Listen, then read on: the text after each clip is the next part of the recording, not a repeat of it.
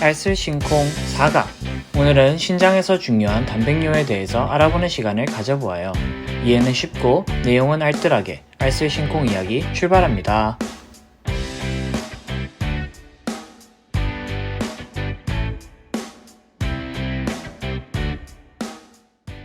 자, 우리 신콩이 구독자 여러분, 단백뇨를 배우기 전에 단백뇨가 왜 중요한지부터 알아야겠지요? 단백뇨가 왜 중요할까요? 현대사회에 들어와서 의료가 발달하면서 우리들의 평균 수명이 늘어났어요.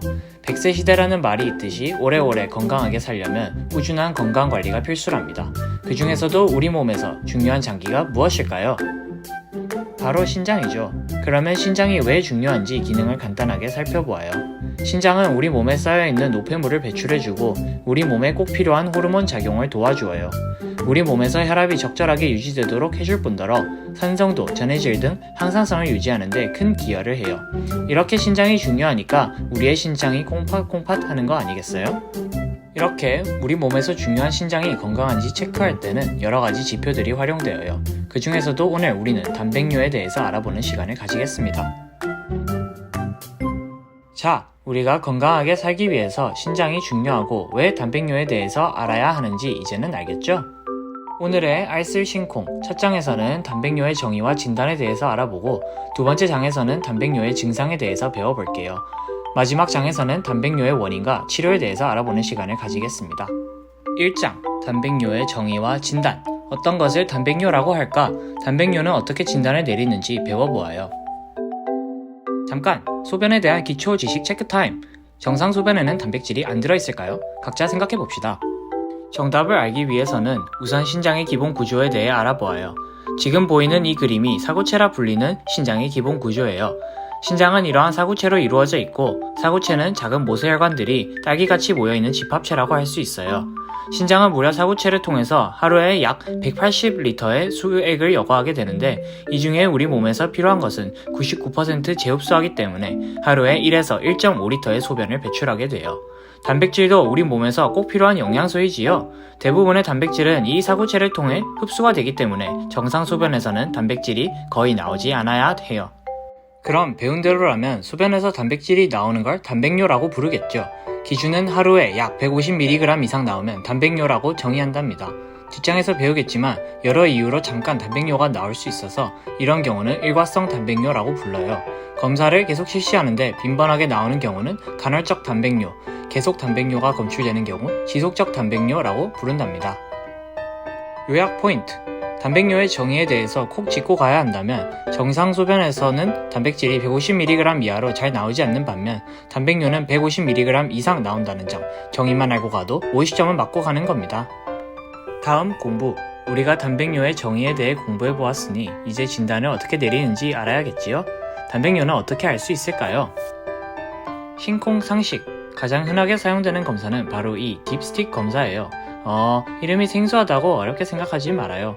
건강검진이나 소변검사를 한 번이라도 받아본 신콩이들이라면 다들 한 번쯤은 본 경험이 있을 거예요. 저 막대기에 소변을 묻히면 소변의 상태에 따라서 저 노란색 색지들이 색깔이 변한답니다.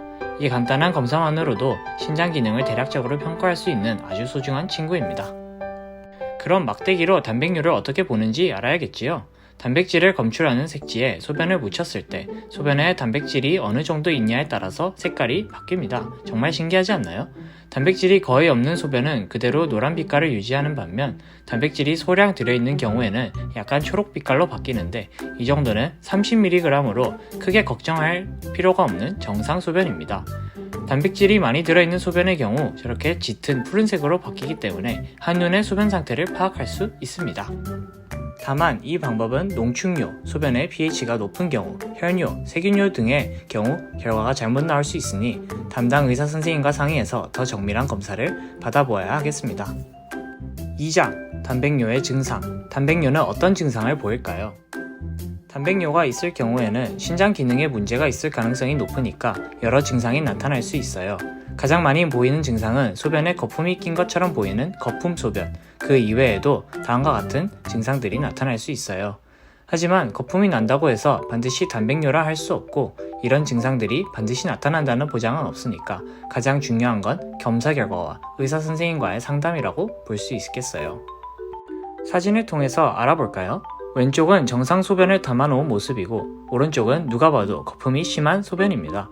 한눈에 봐도 알 수 있겠지요. 거품이 많이 나오는 것 같다면 너무 걱정하지 말고 가까운 신장내과에 가서 검사를 받아보면 됩니다. 3강, 단백뇨의 원인과 치료. 단백뇨의 원인은 무엇일까? 그리고 치료는 어떻게 할까요? 신공상식, 단백뇨가 나오면 모두 문제가 있는 것일까요? 단백뇨가 나온다고 해서 모두 병적인 경우는 아닙니다. 서 있는 경우에만 단백뇨가 나타나는 경우도 있고 심한 운동 후이나 열성질환, 심한 스트레스 상황, 긴장감에서도 일시적으로 단백뇨가 나올 수 있습니다. 이러한 경우를 기능적 단백뇨라고 하며 성인의 5% 정도에서 관찰되나 임상적으로 큰 문제가 되지는 않습니다. 이러한 원인이 제거가 되면 곧 없어집니다. 우리가 주목해야 하는 건 정말로 신장에 이상이 있는 경우로 대부분 신장의 사구체나 세뇨관 등의 이상이 있을 경우에 관찰됩니다. 사구체의 이상에 의해 나타나는 단백뇨는 신장염이나 당뇨, 자가면역질환, 간염, 악성종양, 여러 약제의 부작용 등에서 신장염을 동반하는 경우에 나타날 수 있습니다. 세뇨관의 이상에 의해 나타나는 단백뇨는 급성 신우신염이나 급성 신부전에서 근위 세뇨관의 기능 이상으로 인해 유발되는 단백뇨입니다. 대부분이 문제가 되는 경우는 신장이나 전신질환이 원인이 되어 단백뇨가 생깁니다. 그럼 이러한 단백뇨들은 어떻게 치료할까요? 첫 번째로는 배웠다시피 어쩌다 한번 단백뇨가 나오는 일과성 단백뇨의 경우 문제가 없을 가능성이 높아서 걱정하지 않아도 됩니다. 빈번히 나오는 간헐적 단백뇨는 신장 기능에 이상이 생기거나 꾸준히 관찰하고 관심을 가질 필요가 있습니다. 마지막으로 지속적 단백뇨의 경우에는 신장질환을 꼭 의심해 봐야 하기 때문에 담당 의사선생님과 상의해서 정밀 검사를 시행해 보면 되겠습니다. 치료의 기준만 잘 알아도 우리 신콩이들의 신장을 지키는 데는 큰 도움이 될 것입니다. 그렇다면 치료 방침은 어떻게 될까요? 첫 번째로는 식이 조절. 신장은 우리 몸의 모든 노폐물과 영양소가 거쳐가는 곳이기 때문에 단백질이 많이 새고 있으면 섭취하는 단백질을 줄이는 게 중요합니다. 또한 신장은 혈압을 조절하는 장기이고 민감하기 때문에 고혈압이 있는 환자들은 혈압 관리를 잘해주는 것이 신장 건강에 좋겠습니다. 당이 너무 많으면 신장이 일하기 힘들어하고 계속 손상이 가기 때문에 당뇨도 철저히 관리해야 하겠습니다. 무엇보다도 중요한 건 신장내과 선생님과 상담을 통해서 근본적인 원인을 찾고 해당하는 치료를 잘 받는 게 중요하겠습니다. 영상이 도움이 되었다면 구독과 좋아요, 알림 설정 꼭 부탁드립니다. 그러면 다음에 또 만나요. 안녕.